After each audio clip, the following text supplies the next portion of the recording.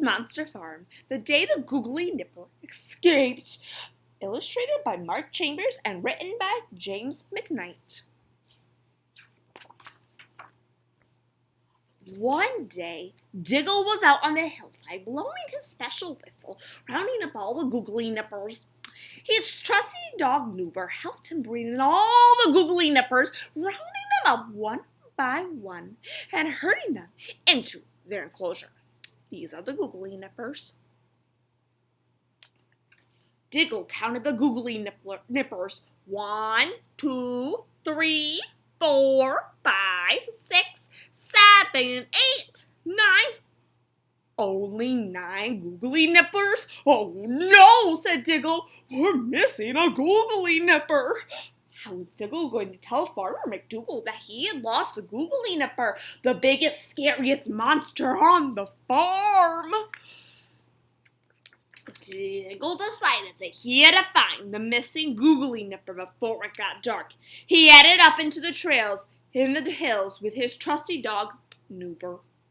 Diggle searched up and down the hills, blowing on his special whistle as hard as he could. As it got darker, Noober began to get scared and howled along with Diggle's whistle. Suddenly, Diggle slipped on a big pile of mud and fell on his bottom with a squelch. Hang on a minute, thought Diggle. This pile of mud smells very bad. Diggle knew of only one thing that could smell that bad. Gogglynipper poo! A big steaming pile of Gogglynipper poo! A clue! Then Diggle spotted some enormous footprints made by an enormous foot with 3 enormous toes.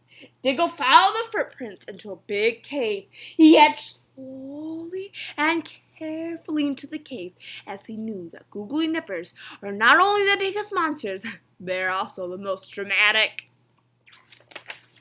Suddenly, there was a big, loud roar, and the Gogglynipper came running out of the cave. He ran right up to Diggle, opened his mouth wide, and licked him from top to bottom.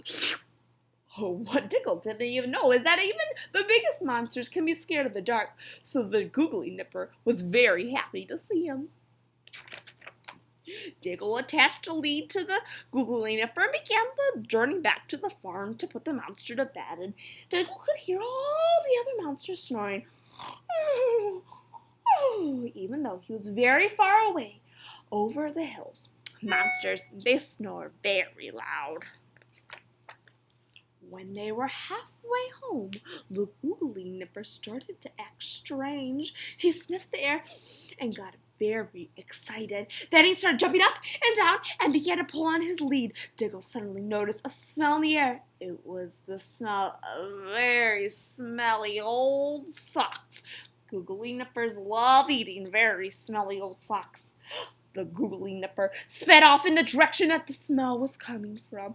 No! Screamed Diggle as he was pulled along, hanging onto the end of the lead. Noober chased after them, barking. Woof, woof, woof. The Gogglynipper did not slow down for a second. He dragged Diggle up and down one hill and then up and down another. They raced faster and faster. Diggle couldn't even see what direction they were going. Help! Help! Soon they arrived back to the farm. The Gogglynipper raced straight past the monster enclosure, round the corner of the farmhouse, and straight up to the farmhouse window. Hanging out of the window were 2 very large, smelly, old socks. Ugh. Just as the Gogglynipper was about to bite the 2 very large feet, they disappeared, and Farmer McDougal stuck his head out of the window. "What do you think you're doing with that Gogglynipper?" he said. Once Diggle explained what had happened, Farmer McDougal laughed and said, "It's a good job I only wash my socks once a week." Farmer McDougal helped Diggle put the Gogglynipper into the enclosure with the other monsters, and they all went to bed, after washing their socks, of course. And the end.